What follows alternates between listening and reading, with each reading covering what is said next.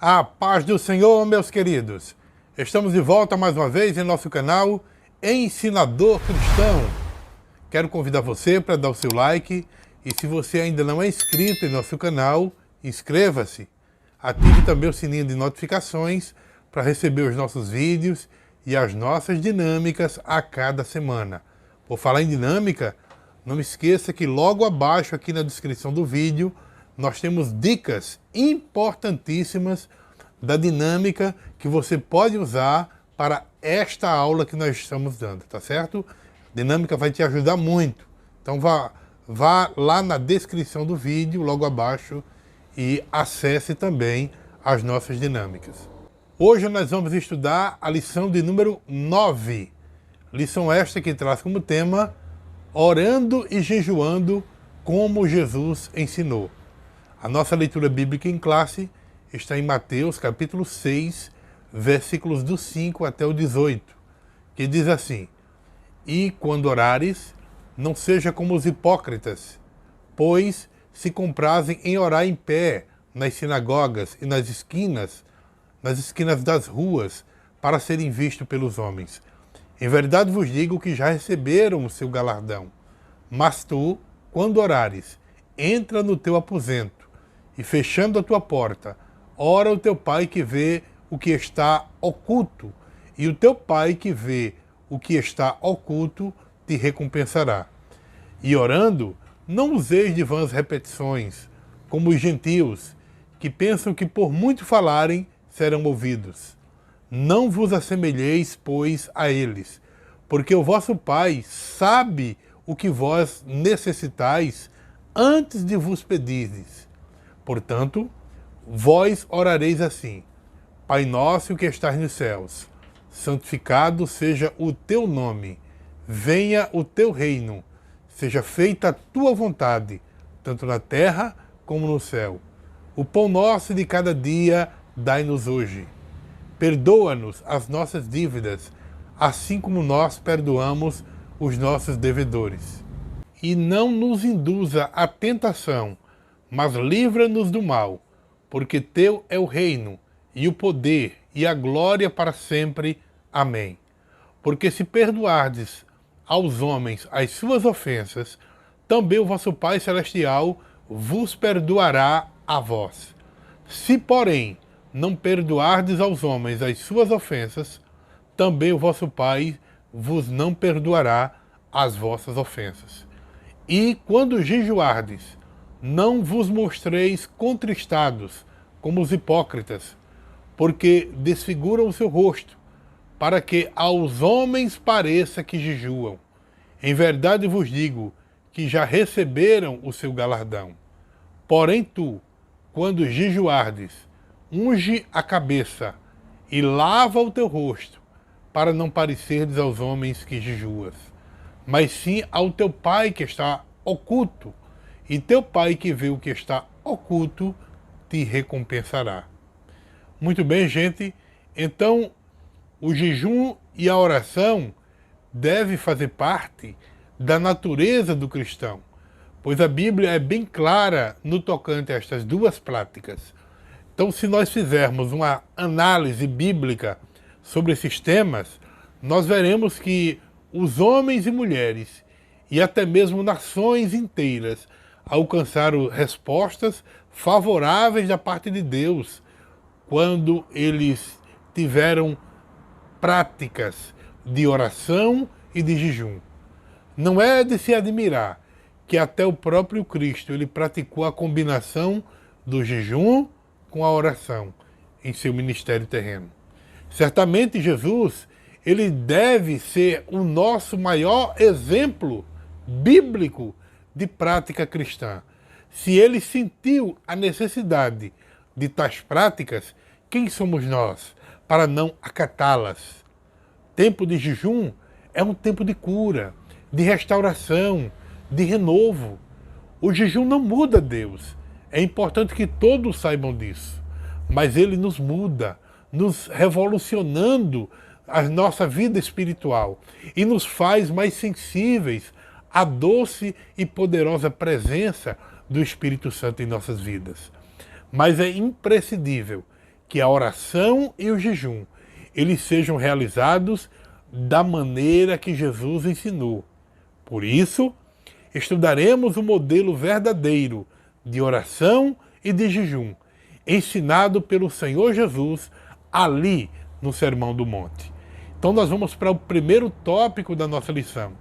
Tópico esse que traz como tema: oração é um diálogo com o Pai. Então, gente, qual é a natureza da oração? É o que trata o número 1 desse primeiro tópico. Por quê?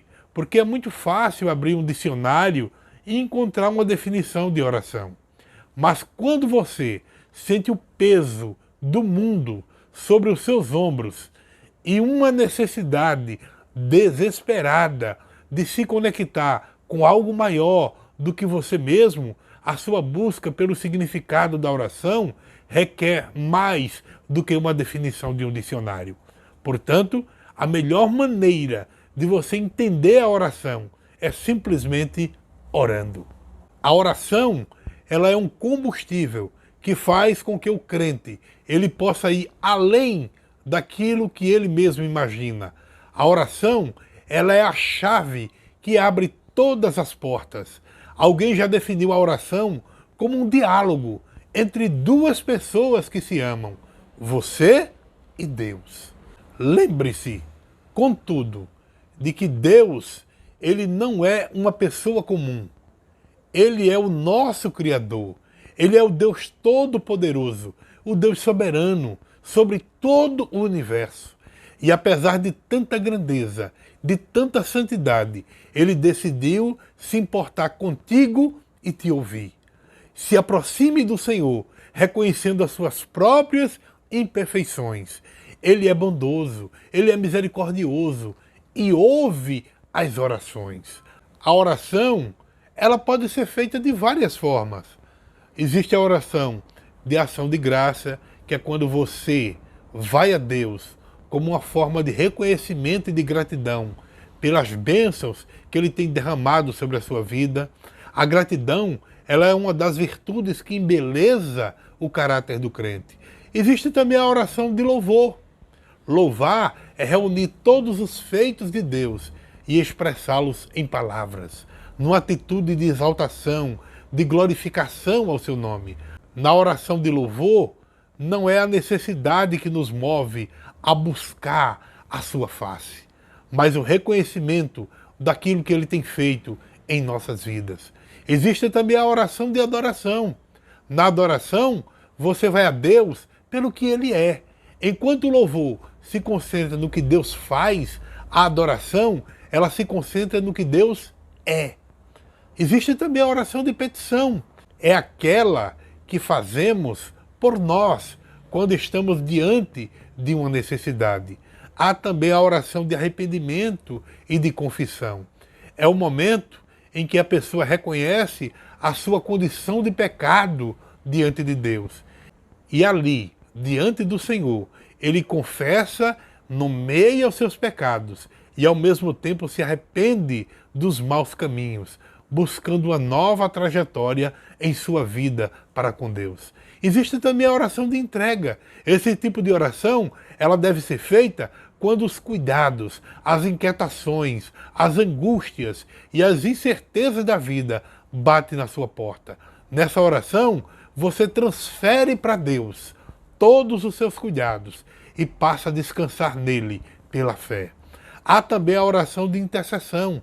Na oração de intercessão, ela é feita quando você vai a Deus, não por causa de você mesmo, mas por causa dos outros. É colocar-se no lugar do outro e pleitear a sua causa como se fosse sua própria. A enciclopédia de Bíblia, Teologia e Filosofia, ela diz o seguinte: quando a oração é um genuíno exercício da alma, isso nos põe sob o controle do poder do Criador Deus.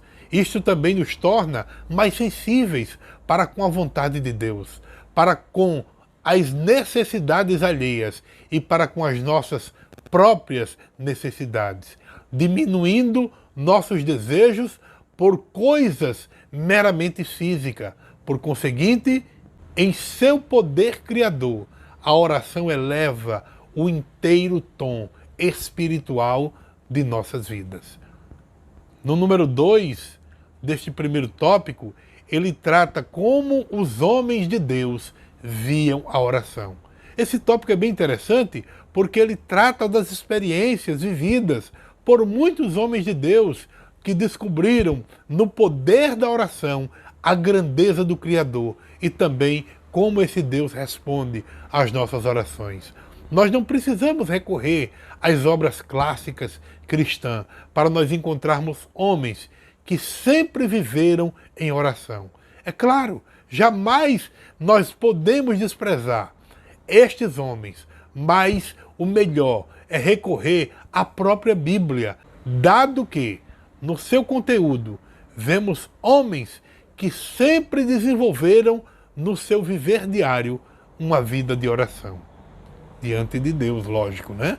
Então nós temos, por exemplo, Abraão, o grande patriarca de Israel. Ele era um homem de oração.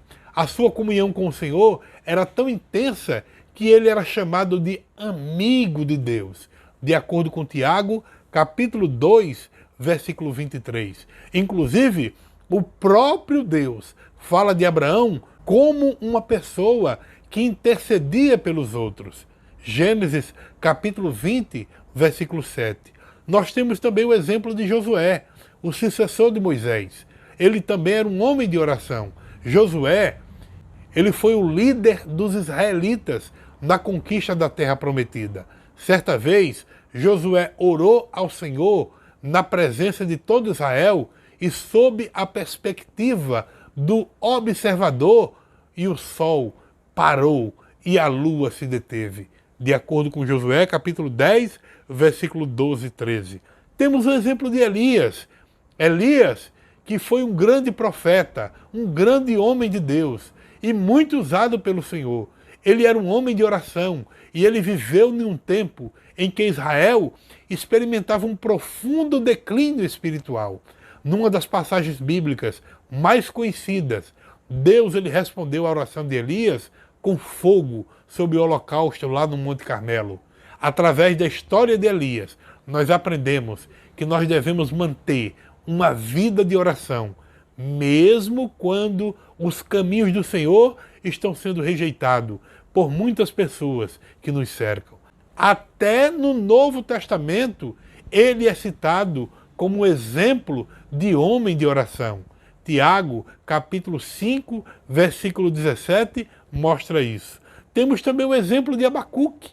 O livro do profeta Abacuque consiste basicamente num registro de suas orações ao Senhor. O profeta Abacuque, ele era um homem que tinha um zelo fervoroso pela honra de Deus. Temos o exemplo também de Jeremias. O profeta Jeremias, ele sempre foi lembrado como um dos personagens da Bíblia mais dedicado à oração. Na maior parte de sua vida, ele esteve comprometido em interceder pelo seu povo. Temos também o exemplo de Daniel. O profeta Daniel foi um homem de oração, mesmo distante de sua terra natal.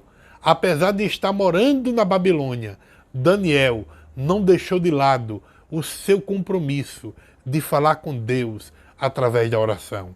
A vida de Daniel, como um homem de oração, nos ensina que nós podemos e também devemos orar a Deus, mesmo em terra estranha, num ambiente hostil. Temos também o exemplo de Paulo. Paulo de Tarso foi o maior missionário da história da igreja. O apóstolo dos gentios, ele teve uma vida dedicada à oração. Após a sua conversão, inclusive, por várias vezes, ele exorta os crentes acerca da importância da oração na vida cristã. Jesus também foi o maior de todos os exemplos em oração. A vida de oração de Jesus é um exemplo para todos nós. Crente que deseja cultivar um relacionamento íntimo com o Pai e agradá-lo em tudo, deve ter em Jesus este grande exemplo de oração. E no número 3 desse primeiro tópico, nós temos a maneira de orar. Muitos se apegam à oração do Pai Nosso, e é bom conhecermos a oração do Pai Nosso, mas nós não devemos usá-la como uma fórmula mágica, pois muitas pessoas interpretam mal o Pai Nosso como uma oração que devemos recitar palavras por palavras, repetir muito o Pai Nosso sem entender o seu significado e nem aplicá-lo à nossa vida, não vai ajudar. A verdade é que toda a Trindade está interessada em nossas orações. O Pai, ele deseja dar boas coisas aos que lhe pedirem. O Filho, ele promete que se pedirmos alguma coisa em seu nome, isto ele fará. E o Espírito Santo? O Espírito Santo, ele intercede com gemidos inexprimíveis, porque nós não sabemos orar como convém. E é justamente o Espírito Santo quem age em nosso favor, para que nós possamos ter as nossas orações ouvidas diante do Pai. No entanto, esse interesse de todos os membros da Trindade em nossas orações não significa que devamos passar por cima das orientações da Bíblia. O correto não é, por exemplo, orar ao Espírito Santo em nome de Jesus, ou a Jesus em nome de Jesus. Não. Não negamos que tais orações possam ser atendidas, mas seria bom atentarmos para alguns princípios que regem a oração. O primeiro princípio que devemos observar é a quem a oração deve ser dirigida. De acordo com os ensinamentos de Jesus, a oração ela deve ser dirigida a Deus Pai, em nome do seu Filho Jesus Cristo. Por isso que ele diz, Pai Nosso. Deus não é um ser distante, mas ele está perto de todos nós como um Pai. É por isso que ele chama Pai Nosso. Mas ao mesmo tempo, a postura do corpo na oração também deve ser observada. Não há uma exigência, lógico, específica na Bíblia a respeito da postura do crente no ato da oração, pois a Escritura ela revela formas diversas de orar ao Senhor, tanto em pé, como deitado, como prostrado, como assentado, andando, de joelho, ou as mãos estendidas. Quando eu falo em postura do corpo, talvez você entender que existiria uma postura correta para se orar. Mas, na verdade, quando eu falo da postura do corpo, eu estou tentando mostrar para você que Deus, ele atende a todos nós, independentemente da postura que nós vamos ficar diante dele. Por quê? Porque o que Deus vai observar não é se eu estou em pé, deitado, sentado, não, mas é a intenção do coração. Outra coisa também importante que precisamos entender é a questão do horário da oração. Ter um horário regular para falar com Deus é bíblico e também é algo bom. Mas a Bíblia também diz que devemos orar sempre. Isso nós nunca devemos esquecer. Uma coisa também que eu gostaria de destacar na questão da oração é o lugar da oração. Nós precisamos entender que o importante não é o lugar. Quando nós oramos, nós precisamos nos isolar das distrações do mundo em nosso redor, lógico, né? E nos concentrar no tempo que nós estamos passando em comunhão com o Pai. Precisa observar também a questão do decoro na oração. O decoro diz respeito à sinceridade, à decência, à reverência no ato de orar. E por último, gostaria de destacar também o estado do coração na oração. É o que falei, se o coração estiver transformado, se o coração estiver contrito com o Pai, cheio da palavra, a nossa oração será ouvida diante de Deus. Então, observe esses princípios, porque eles são muito importantes para a sua vida de oração com o Senhor. O segundo tópico da nossa lição fala sobre a oração que Jesus ensinou. Vamos começar o número 1 falando: Jesus não condenou a oração em público.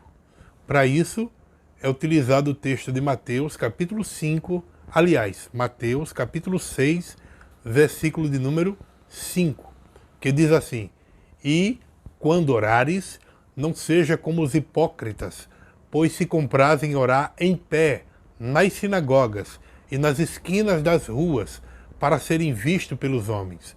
Em verdade vos digo que já receberam o seu galardão. Então, gente, a oração feita de pé era a postura de oração aceita entre os judeus. Portanto, isto não é o que está sendo combatido nesse texto. Porque Jesus, em sua fala nesse texto, nós podemos ler que ele próprio orou na presença de outras pessoas. Na mesma forma também aconteceu com a igreja primitiva. Está escrito em Atos capítulo 4, versículos 24 e 31.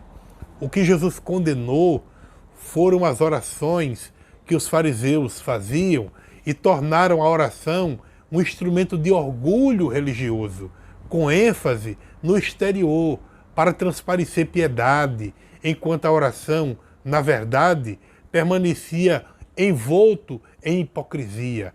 É por isso que Jesus os chama, certa vez, de sepulcros caiados, vistos por fora, mas imundo por dentro. Então, o que Jesus está mostrando também em sua fala é que a oração verdadeira não é ritualística. Como se vê na vida farisaica, a oração era meramente formal, constituída de rituais, os quais tinham mais valor do que o conteúdo próprio da oração. Segundo nos informa a tradição judaica, chegava a orar, muitas vezes esses homens, 18 vezes ao dia, em horários predeterminados, nas ruas, nas sinagogas, nas praças, repetindo fórmulas que nada acrescentava à vida de espiritualidade. No texto em estudo, o Senhor Jesus, ele não condenou a oração pública, visto que, pelo aspecto bíblico, ela é aceitável e recomendada. Como eu disse, Atos capítulo 4 mostra isso. O que Jesus condena é a oração, quer individual, quer coletiva, denominada pelo espírito de exibicionismo, de ostentação, cuja intenção do orador é ser visto, é ser louvado pelos homens. O que os hipócritas e os fariseus buscavam era justamente isso. Um cristão transformado por Jesus, ele anda em sinceridade com Cristo. Ele não busca glória, e sim, ele deve buscar a humildade de Jesus. A verdade é que a condição necessária para que a oração seja respondida não é que ela seja de joelhos, de pé, deitado, na sala, na igreja, na rua, mas no fato do cristão estar com Jesus Cristo, vivendo com Ele e em comunhão com Ele. Já o número 2 desse segundo tópico, ele fala sobre Jesus quer que sejamos discretos.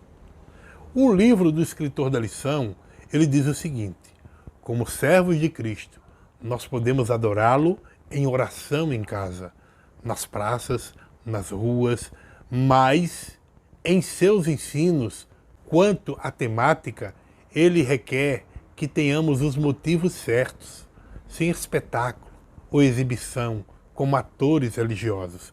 É lamentável dizer, mas uma boa parte de irmãos gostam de exibir religiosidade no requisito da oração, apenas para que outros o vejam e digam: esse aí é crente mesmo. A prática da oração, com intenção egoísta, é prejudicial para o convívio espiritual, pois destrói a sua pureza, visto que esta não está sendo feita para Deus, mas para o benefício daquele que ora. O cristão, ele não é um ator no palco, mas um pecador quebrantado, longe dos holofotes. Esta é que é a grande verdade. Por quê, gente? Porque a oração, ela não é um discurso de ostentação diante dos homens, mas um derramar do coração diante de Deus. A oração, ela é uma conversa íntima com o Pai. Orar é deleitar-se em Deus.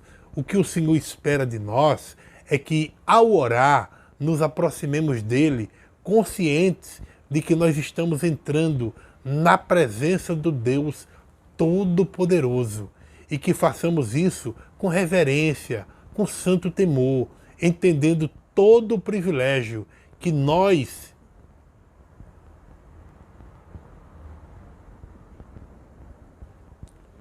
nos está reservado na oração. Estar na presença de Deus. Este é o grande privilégio do cristão. O número 3, ele diz: não useis de vãs repetições nas orações. Bom, a palavra vã aqui significa vazia, inútil. Então, Jesus ele está nos advertindo de que repetir frases sem valor em nossas orações não ajudará a ser ouvidas diante de Deus. O nosso Pai Celestial, ele não se preocupa com a contagem de palavras, com expressões poéticas ou algum tipo de mantra. Não, ele deseja a verdade do íntimo. Está lá em Salmo, capítulo 51, versículo 6. Jesus, ele ressalta que o uso de palavras repetitivas ou frases, fórmulas, é uma prática idolátrica, pagã, e não deve fazer parte da oração cristã. As nossas orações, elas devem ser mais como a breve e simples oração de Elias no Monte Carmelo, e menos como as orações prolongadas e repetitivas dos profetas de Baal. Está lá em 1 de Reis, capítulo 18, versículos do 25 ao 39. Então, gente, o Senhor, ele reporta essa questão das vãs repetições, né, que ocorria entre os gentios, para explicar que nós, como cristãos, jamais devemos seguir esta fórmula, que nada mais é do que a repetição pura e simplesmente do mesmo palavreado ritualístico que era praticado em todo o tempo. Onde há lugar para a espontaneidade do coração, não precisa estar havendo rituais repetitivos. Então, em razão disso, o modelo da oração do Pai Nosso, ensinado pelo próprio Cristo ali no Sermão do Monte, jamais deve ser interpretado como um ritual para ser meramente repetido em nossa prática devocional, mas sim para identificar os componentes da verdadeira oração ao Pai. Então, como se vê, a visão farisaica para a oração era meramente formal, constituída de rituais, os quais eles tinham mais valor do que o conteúdo da própria oração. Como eu já falei, a própria tradição judaica informava que esses fariseus, eles chegavam a orar até 18 vezes ao dia, né? Nas ruas, nas sinagogas, nas praças, mas simplesmente repetindo orações como fórmulas mágicas. Não tinha nada de espiritualidade. E Jesus, ele quer um coração quebrantado, sincero diante dele. Isto sim é a verdadeira oração que o Senhor espera de cada um de nós. O terceiro tópico da nossa lição diz: oração e jejum. E aí já começa com o número 1, tratando sobre a oração e jejum, uma combinação perfeita. Então, gente, inúmeras passagens da Bíblia, ela nos mostra que a oração e o jejum estão bem combinados. Você pode encontrar em Samuel, 1 Samuel 7, versículos 5 e 6, 2 de Crônicas, capítulo 20, versículos 3 e 5, Esdras, capítulo 8, versículos 21, 22 e 23, Neemias 1 e 4, Neemias 9 e 1, Lucas, capítulo 2, versículo 37, Atos 13, versículo 2 e 3. Então, por meio das Escrituras, nós podemos dizer que a oração e o jejum são vistos como atos que revelam a disciplina, a autoabnegação, inclusive a humilhação, e nos mostra também a dependência total de um Deus que nós servimos, e nós estamos muitas vezes em momentos dos mais extremos da nossa vida, quando nós precisamos buscá-lo para resolver um problema específico, ou até mesmo receber uma determinada orientação divina. Então muitas pessoas jejuaram. A Bíblia nos dá vários exemplos de pessoas que jejuaram, desde os grandes personagens do Velho Testamento até o Novo Testamento. Essas pessoas também praticaram jejum. Todos os cristãos, ele tem o privilégio de poder jejuar e orar diante de Deus, gozando assim dos enormes benefícios, tanto a nível individual como ao reino de Deus. Talvez você pergunte, como cristão, por que devemos jejuar? Bom, o principal motivo do jejum é dar atenção especial às necessidades da alma. É buscar uma comunhão mais íntima com Deus, em estado de humildade, de submissão à sua excelsa e soberana vontade.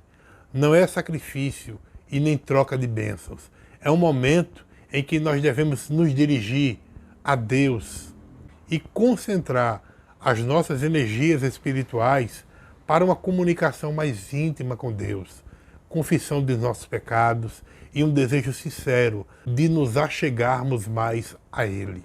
Então, nós devemos nos consagrar mais, ainda mais as nossas vidas estarem prontas para estar diante dele, não somente através do jejum, mas também através da oração. O número 2, ele fala sobre o aspecto bíblico sobre o jejum. No Velho Testamento, aparenta ser o caso de que o jejum e a oração, ele tem a ver com uma necessidade e uma dependência, ou até mesmo um desamparo abjeto à face da calamidade atual, ou até mesmo antecipada. A oração e o jejum são praticados juntos no Velho Testamento, principalmente em tempos de luto, de arrependimento, de grande necessidade espiritual.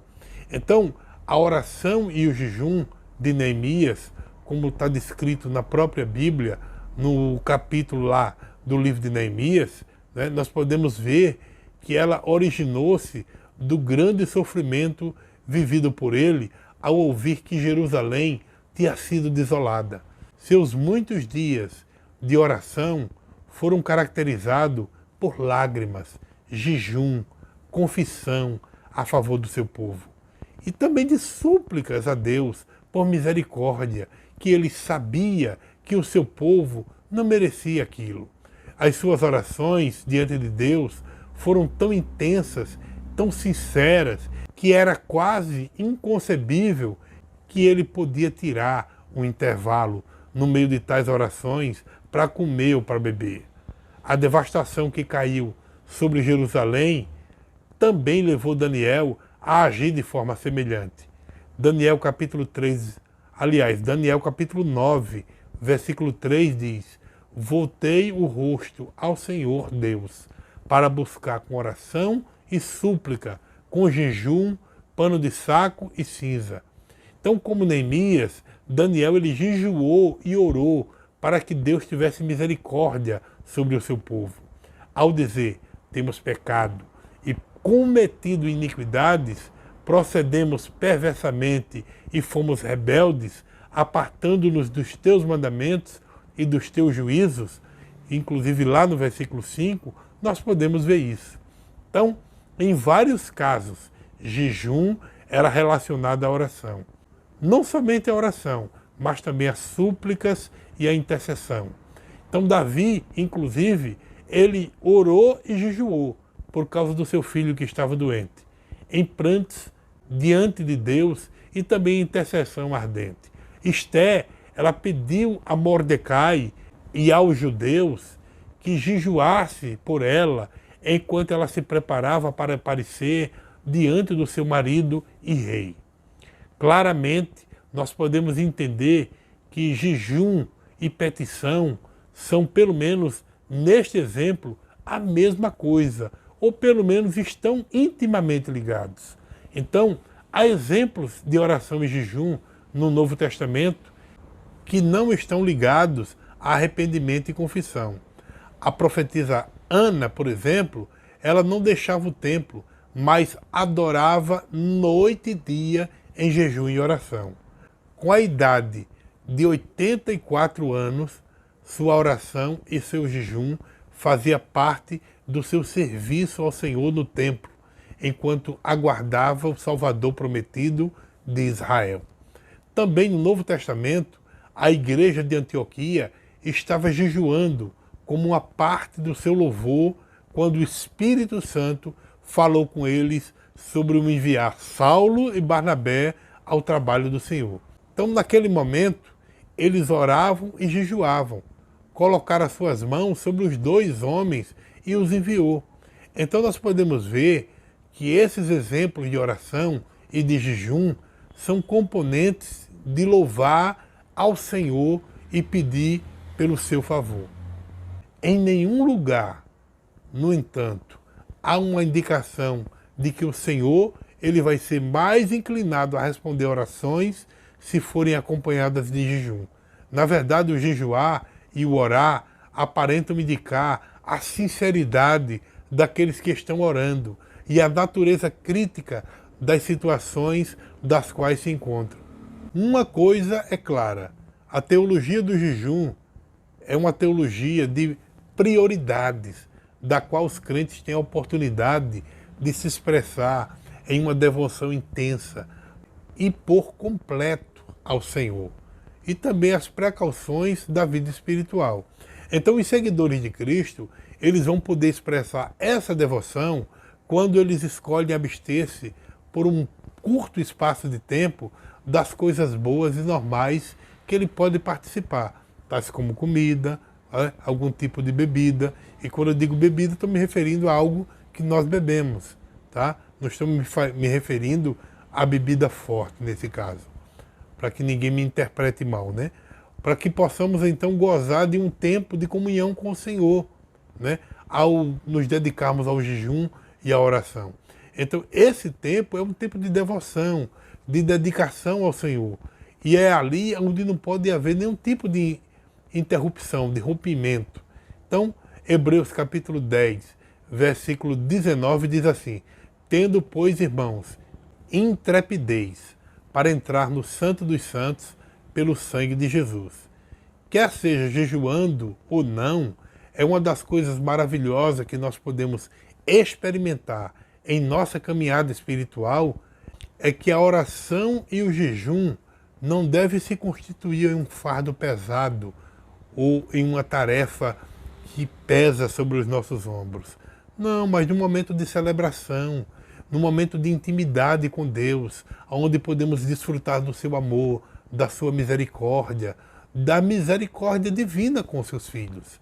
O número 3, ele fala sobre o ensino de Jesus sobre o jejum. O que é que Jesus fala sobre isso? Bom, Jesus ele termina o seu ensino sobre as obras de justiça, sobre a questão do ajudar o necessitado, a oração e agora falando sobre o jejum.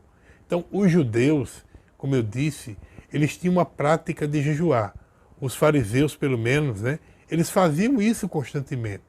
Mas, no entanto, o fariseu, ele jejuava com o intuito de aparecer, querendo se transparecer, né, e ser os mais religiosos, os mais espirituais, para que as pessoas pudessem ver isso e pudessem os engrandecer. Então, gente, desde o início, no ensino de Jesus sobre essa questão da justiça, Cristo ele nos diz que toda obra de justiça tem que ser praticada em secreto com o Pai, para assim ele poder receber a recompensa que realmente ele deve receber. Da mesma maneira é o caso do jejum. Jesus ele afirmou que o jejum, quando ele começa a aparecer para outros, não passa de algo inútil, vazio, porque o que está em prática é a hipocrisia. Então, essa prática, na questão da hipocrisia, está muito mais ligada à questão da profissão dos atores, que encenavam personagens que não era, na verdade, a sua real personalidade, mas um teatro. Então, o jejum, ele tem que ser algo que vem do coração, da prática das obras de justiça, de um relacionamento íntimo com o Pai Celestial. Então, o jejum, é importante entendermos que ele não muda Deus, porque Deus ele é imutável, mas muda cada um de nós. para nós nos aliarmos, ou alinhar o nosso coração com o coração de Deus, a nossa vontade com a vontade de Deus, para tirar de nós a incredulidade do coração. Portanto, esse terceiro ato de piedade ensinado por Cristo, que é o caso do jejum, ele deve ser realizado como um ato para se dedicar mais a Deus. O seu real objetivo é nos conduzir mais à oração e nos ensinar a autodisciplina. Então o jejum ele só tem efeito salutar e o resultado maravilhoso quando ele é feito para Deus. Portanto, o homem ele não pode acrescentar nada em sua vida espiritual se ele não busca a Deus de forma íntima e também de todo o coração. Então eu espero que esta lição realmente ela venha te trazer um grande elevo espiritual e que você aproveite cada ponto desta lição para trazer grandes ensinamentos para os seus alunos. Então nós queremos fechar essa lição, como sempre fazemos, né, com a conclusão. Qual a primeira lição que nós podemos dar antes da conclusão? Na verdade não é uma lição, é uma advertência para todos vocês. Se você possui alguma doença crônica, procure o seu médico para ver a possibilidade de jejuar. Caso contrário, não faça. Outra coisa também importante, grávidas não podem jejuar. O jejum total, ele só deve começar aos poucos. Às vezes você tomando um suco, uma vitamina, uma sopa. Isso é muito importante entender. Outra coisa também importante, existem remédios que não podem ser ingeridos com o estômago vazio. Então tenha muito cuidado com isso na prática do jejum. Uma outra coisa também importante na questão da prática do jejum é o limite de suas atividades físicas. Faça exercício, mas de forma moderada. Evite também ver televisão, internet. Comece o dia orando, termine o dia orando. A refeição que você vai tirar, ela deve servir para um tempo de oração, de leitura da Bíblia, né? Evite café, chá preto, cafeína. Isso tudo pode produzir dor de cabeça em você. Então, outra coisa importante, no momento do jejum, não procure chicletes, balinhas, mesmo no hábito ruim. Escove os dentes várias vezes. Outra coisa, jamais deixe de tomar bastante água. Nunca faça jejum sem água, principalmente jejum longo, né? Ao quebrar o jejum parcialmente, quebre com salada, fruta, evite coisas gordurosas no momento de quebrar o jejum, tá certo? Bom, vamos fechar com o objetivo da lição. O primeiro objetivo, como vocês viram, é conceituar a oração como um diálogo com o Pai.